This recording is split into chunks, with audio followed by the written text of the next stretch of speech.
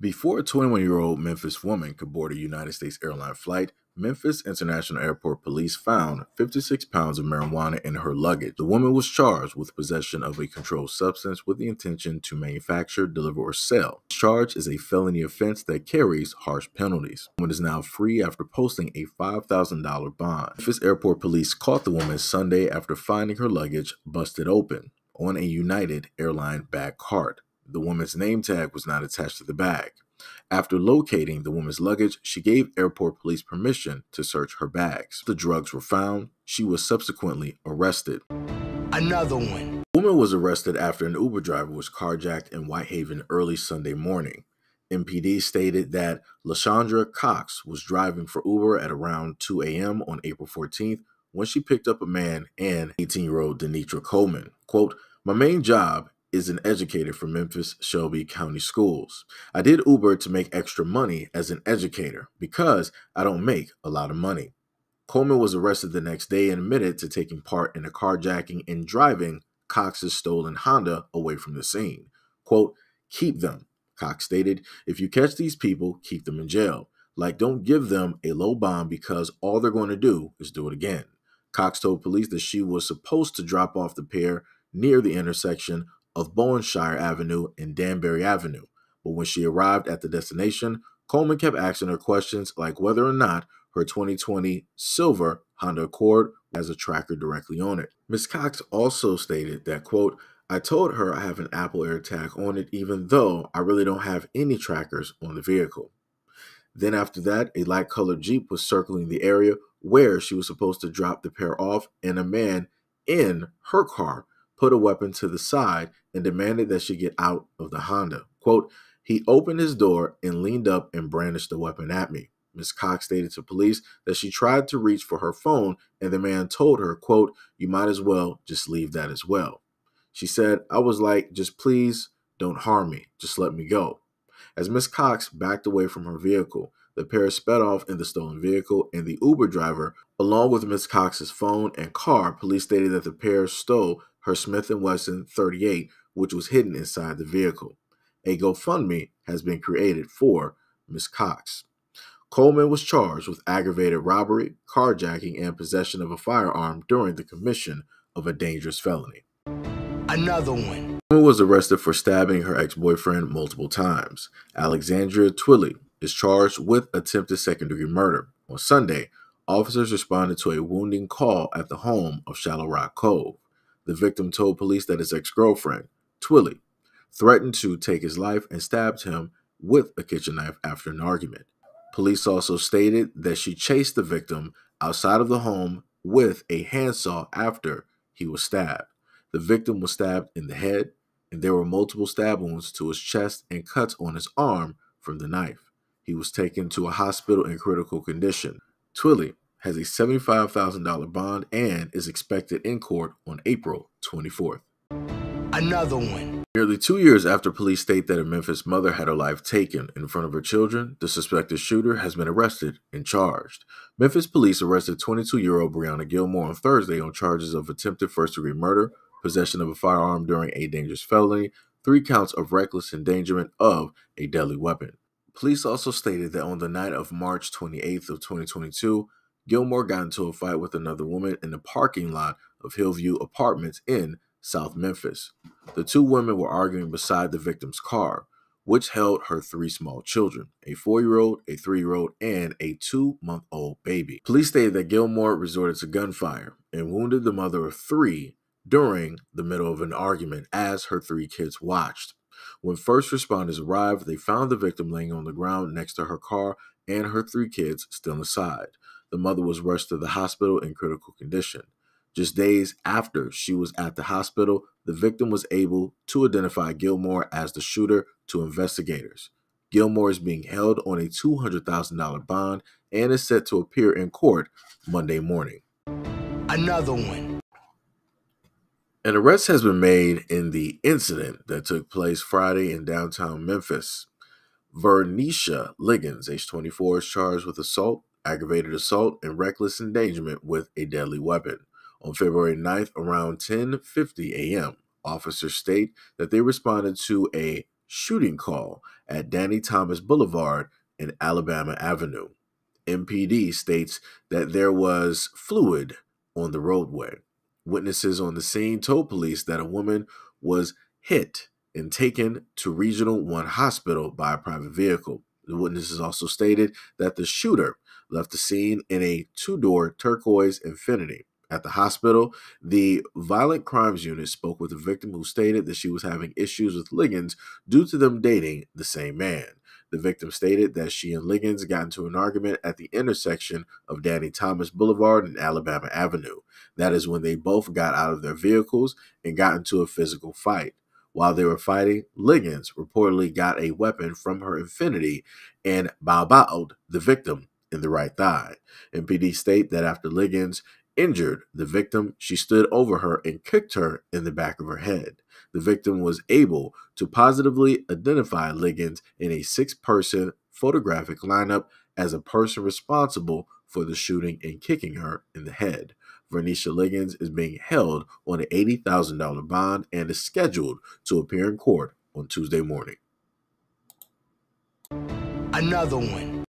A Memphis woman was arrested on Tuesday in connection with an incident in Mississippi last year. Jessica Harris, age 35, was arrested around 1 p.m. by the United States Marshals Two River Violent Fugitive Task Force and was charged with first-degree murder and shooting into a dwelling.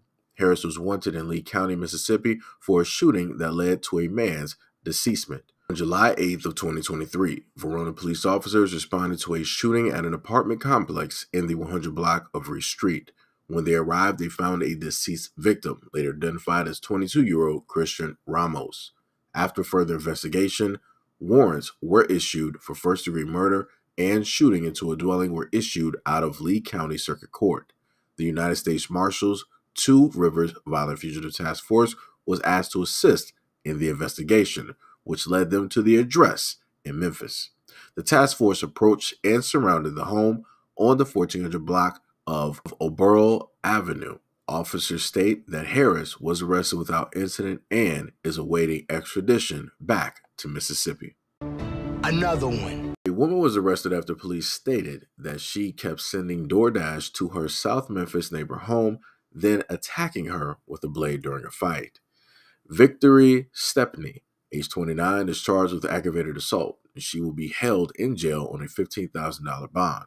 On February 12th at around 10:07 p.m., officers state that they responded to a Benford Street around 10 p.m. Monday for an aggravated assault call. The victim stated that she was involved in an ongoing feud with her neighbor, Victory Stepney, who she said kept sending DoorDash to order at her house to disturb her. Monday, they got into a confrontation about the orders. PD stated that Stepney pulled out a blade and went after the victim, injuring her on her chest, her backside, and her left arm. Stepney then dropped the blade and ran off. After police arrived at the scene, they found the weapon. The victim was also treated on the scene for injuries to her arm. Victory Stepney is scheduled to appear in court on Thursday morning.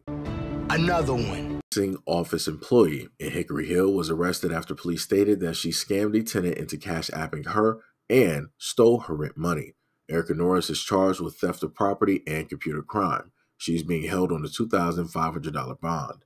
On August 7th, 2023, Memphis police stated that the victim filed a police report stating that she received a text message from her leasing office at Waterstone Oakway Apartments. She was sent a reminder text to pay her rent or give them a call. The victim stated she continued to text the number and was told that she could make a payment to $motion taken Cash App account. After she sent $1,200 for her rent, she found out that the leasing office never received the money. The leasing office employee stated that Erica Norris was the person who was texting the victim after they recognized her phone number.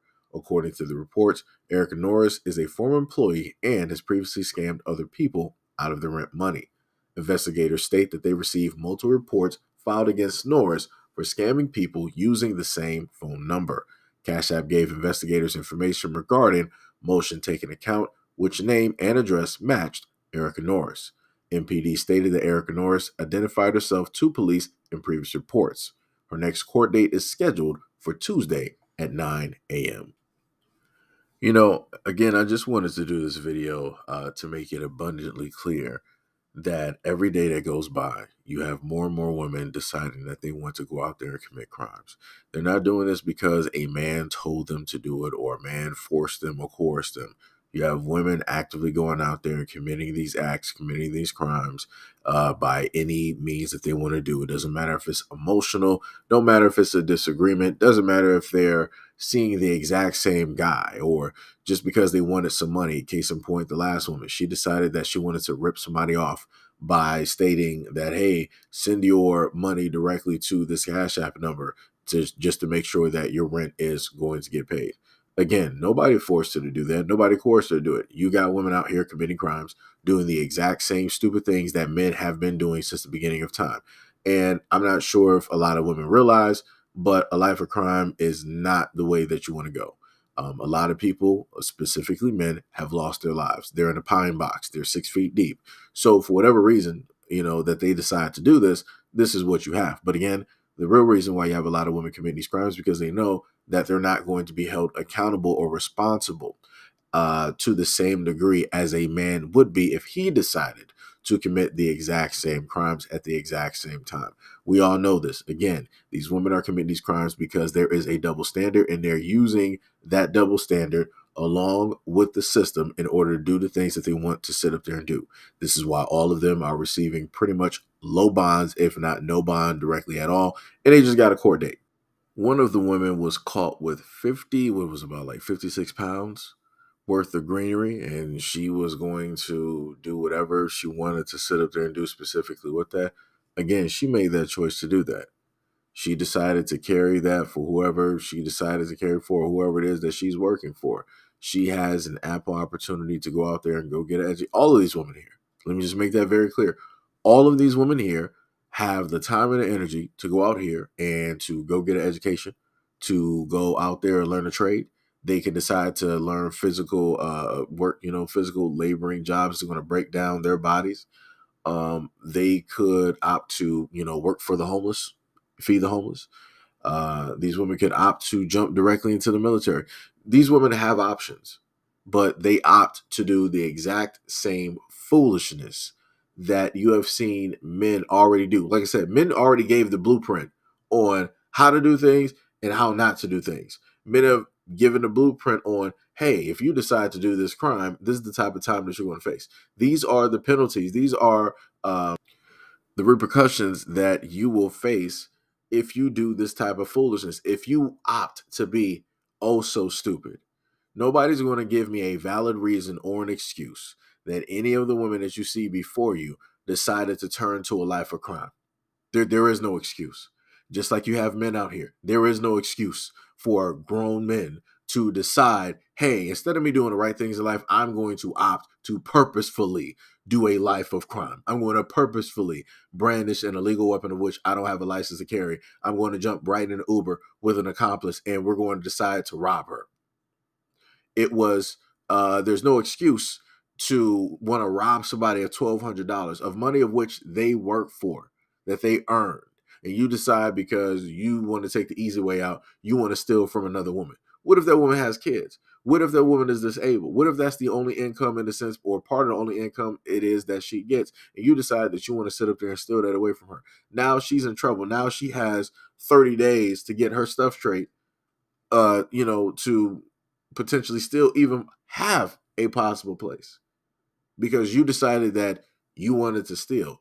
The other one directly up there, she got into an argument with a woman sending DoorDash, and then she wanted to brandish a blade. And then she wanted to start slicing and dicing like she Freddy Krueger. The other one, she wanted to get into a fight in the middle of the street because both women are dating the exact same man. And again, I want to just reiterate, this is something that men have talked about before. A lot of women are looking for a very specific guy, and a lot of women are going to end up sharing that very specific guy because a lot of women like to go after what it is that other women are going after. So this is why these two women were fighting. They have a very specific need or a very specific thing that they're looking from this one man, and magically out of the whole city, out of the whole town, out of the whole state, he is the only one that can fit both of their needs. So much so that they're willing to sit up there and fight like rabid dogs in the middle of the street, and then other one going to the extent of brandishing a weapon, using said weapon, and then while the victim was down, she decided, oh, let me just add some more insult to injury. That's ridiculous. And then you got another one, I forgot which one directly up here. She decided to sit up there and take the life of a mother. Wow, that's crazy. So much for valuing the life of other women directly out here, huh? So much for that, right? But again, I completely understand that a lot of people will roll up here if they even decide to look at this video, because again, there's so much stuff here that it's very tough to try to deflect away from this. But I get that some people are going to decide maybe possibly to bring up some tire statistics. They want to try to deflect and say this and that and try to bring men directly into the equation and try to say that men are at fault directly for this because of quote unquote lack of leadership. And I'm going to say this. It is very tough for a man to lead somebody who is telling you every single day that you do not want to be led. These women are not the type that want to be led by a man because they are the man at the end of the day. If you look at the violent nature, if you look at the violent crimes or the type of crimes that they have committed, and they have done this against their own sisters. A lot of these stories, they've done this against other women, but a lot of women don't want to talk about that. One woman sat up there and decided that due to an argument that she wanted to Freddy Krueger her boyfriend. And that man is now in critical condition. And notice how nowhere in that article, in that story, did it state that the dude even laid hands or even tried to put hands. The dude literally ran for his life. They got into an argument. She got emotional and she wanted to pull out some blades. Chop, chop, chop. It's crazy. Like I said, all of this is complete madness, but nobody wants to talk about it. Nobody wants to highlight this. Everybody wants to sweep this directly under the rug and be like, "Oh well, it's the man's fault. If the fathers were in their lives, if their uncles were in their lives, if men in the community was in their lives, if their boyfriends and their husbands and fiancés were in their lives, if men in the community were actually trying to lead, none of these women would be doing these." No, they would. They would. They would. Again, tried and true. I've done this and I've tried it myself. At the given moment in time, if a woman tells you, I'm not going to listen to you, if a woman tells you, I don't care what you got to say, if a woman tells you, you're not my priest or my pastor, you're not my father and God, she is obviously telling you she is not going to listen, no matter how great your intentions may be in order to try to protect her and to prevent her from doing some dumbness directly out here. No matter what or how positive your intentions are, she's not going to listen. So again, I would love it if a lot of women would leave that tired excuse directly to the side, because let's not play around and play make-believe and act like every single woman out here in these communities want to sit up there and listen to the men of their communities. We know that that's a fallacy. We know that is not the case. So again, I need people to stop trying to push that as if it's some type of actual narrative, like women are just sitting there ready for leadership. No, no, no, no, no. Maybe if this was like somewhere in like the 90s, the 80s, the 70s, the 60s, and the 50s. Okay, all right, you got me. But we're in 2024. We're in 2024. Let's stop the cap. But anyways, let me know what you guys think about this video and everything that I listed in the comment description below. And as always, peace, love, and stay tuned for the next video.